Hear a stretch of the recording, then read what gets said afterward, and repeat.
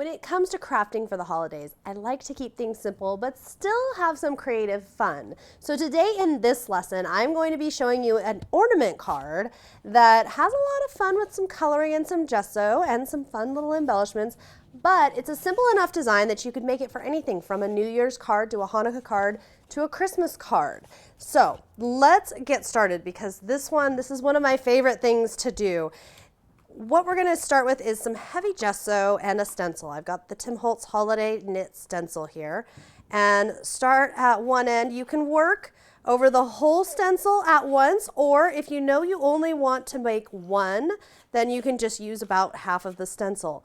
That's really going to depend on what you would like to do. Me, I go ahead and do the entire stencil because we're going to have to let it sit and dry. So we might as well have extra because when it comes to holiday crafting, I know I always come up with more people that I want to give cards to.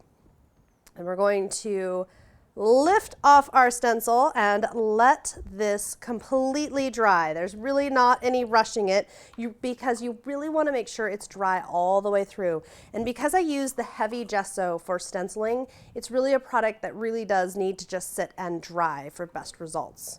So here we have one all nice, dry, matte finish, ready to play. So I'm going to be using the Lawn Fawn Ornament, Circle Ornament die. And what we're going to do is you can place it, don't worry too much about where you're putting it on here. We're going to just place it down and go over to our big shot and make a little sandwich here and roll it on through.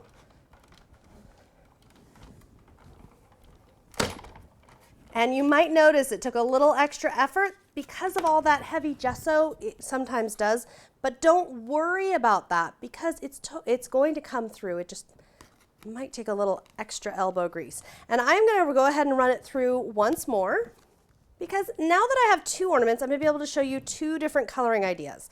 The first one here, I'm going to be using distressed crayons. And I really do like distressed crayons with surfaces that have some gesso on them because it really just helps me with blending them. So I am using the Mermaid Lagoon and the Peacock Feathers together because those are just some festive, fun colors. And we're not worrying about anything too much. I know it can be hard to just get in here and do some crazy coloring, but trust me, it's going to be really fun. And I'm just going to get a little water, and I've got a nice big paintbrush here. I don't want a lot of water on my paintbrush, just enough so it's damp. So really just give it a tap or something like that, just to make sure it's just slightly damp. And then I'm just running it across my ornament to blend that distress crayon. Just love these colors. They're so much fun. And by using not a lot of water, we're still going to get some of that great texture that the distress crayons offer in our piece. Now, if you would like to maybe dab off a little, maybe you want to show a little more of that gesso, just get a little damp wipe. And if you rub more, you're going to rub more of it off of the raised surfaces. If you do less, well, then more color will stay on there. Now for something a little different, but still kind of similar, let me show you some Prima oil pastels. And for this one, I'm going to go with the greens. And I'm going to do a very similar technique and just use two different greens, only this time I'm going to use a darker green towards the bottom and the lighter green at the top. And same thing with my paintbrush. And just run it through. Now, the oil pastels I find don't have quite as much texture. I don't really get don't tend to get little bits and pieces of it like I do with the crayons. It's just a totally different look, but kind of a similar product. So I want to show you that you could use either of those. You could also use spray stains, you could use ink pads, whatever you might have, watercolors. This is one of those things that will work. So whatever you might have on hand for color mediums, it should work. And here you can see I've got two different versions now, so maybe one more for Christmas, maybe one more for New Year's, ready to go. And they're almost dry since I minimized how much water I was using. So to prepare the card, I have a standard size 4 1/4 by 5 1/2 folded card here. And what I am going to do to get some color, I'm going to do something a little different here. I'm going to take some oil pastel, put it on my mat, and I'm going to make my own Flickable Color, let's call it that. So I'm going to pick up some water, some nice clean water, and I'm going to just tap across. This is great, you guys. If you don't have space, things like the oil pastels or the distressed crayons or watercolors can take up a lot less space than, say, a lot of spray stains. So I love doing this in order to get more out of these products and to have to carry around fewer spray stains if I'm at a crop, anything like that. Now, if you would like to add a little gold, of course, you guys know by now, I do love my gold spray. So you can add a few droplets of gold. I avoid the middle because I know that's where my ornament's going to go.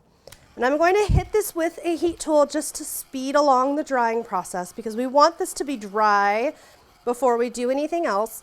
I don't want any kind of blending or bleeding out of these droplets. If you did, then you could certainly add some water and get a little more of a blended effect. Now we're ready to assemble, and this is really fun because now we get to embellish and play. And I'm working here for the New Year's one. I feel like the Party On kit is just perfect with all of these great colors and the gold stars. So I'm gonna work with that one. For the Christmas one, I used the Holly Jolly, and then for my example here, for the more general wintry one, I used the Let It Snow. You can see the snowflake and the sparkle button. You're really not gonna go wrong. Just use whatever you have, but also think about what it is that you want. Like in this example, I want stars and blues and aqua kind of colors. So figure out what you've got that will work the best. And then I like to kind of set it up, and I'll get out my trim here. I don't need a lot, but I am going to put this through the hole and tie it off. And I like to leave it whole until I tied it off. That way I minimize any waste or having too much trim, having cut it maybe in the wrong spot. And I'll trim the other end as well. Set aside my extra. And then once I'm happy with it, I can move it around. I can go ahead and I can take some adhesive, and I'm focusing my adhesive on the center and set it. You could go straight, or I like to do kind of at an angle. And then whatever sentiment stamps you have, you could stamp onto vellum and lay it over. Me, I've got all of these holiday stickers, so I am thinking that it would be great to work with one of those, nice and simple. So grab one of those, and I will put a little bit of glossy accents on this since I'm going onto that gesso and painted surface. And I'm just going to place this like so. Now we really get to play because now we're going to add those finishing touches. We'll add a little button over here. I'm thinking one of these star ones would be a lot of fun. And I'll add a couple up here. I'll just kind of look where I see a spot that I think a button might be a good addition and go from there. So like this larger one could peek out. Maybe get a purple one for a little variety here. I think I've got a little bit of a smaller one. It's always nice to have all different sizes of buttons and things so you can play with what fits in best. And I'll take a little pearl and tuck it up here. And if I want to get even more festive for the holidays, I can add a few little drops of glossy accents along those little spots of color and add in a couple little sequins. This is always a lot of fun because adding in all the little sequins along here just kind of makes it feel like confetti, makes it a bit of a party. All right, and if there's any other little spots, like say if I want a little gold one up here, or I was kind of eyeballing one of these stars to go onto my kit, onto my card from the kit, I can just add another little droplet of glossy accents in there. And it doesn't need to be under the whole thing, it just needs to be enough to really secure it. And now all we have to do is wait for it to dry. Again, you can see all three examples. So there's endless possibilities here. You could use a bunch of different stencils, a bunch of different colors, but this would be a lot of fun to be able to create a lot of similar cards with each one still being unique to send to your loved ones this holiday season.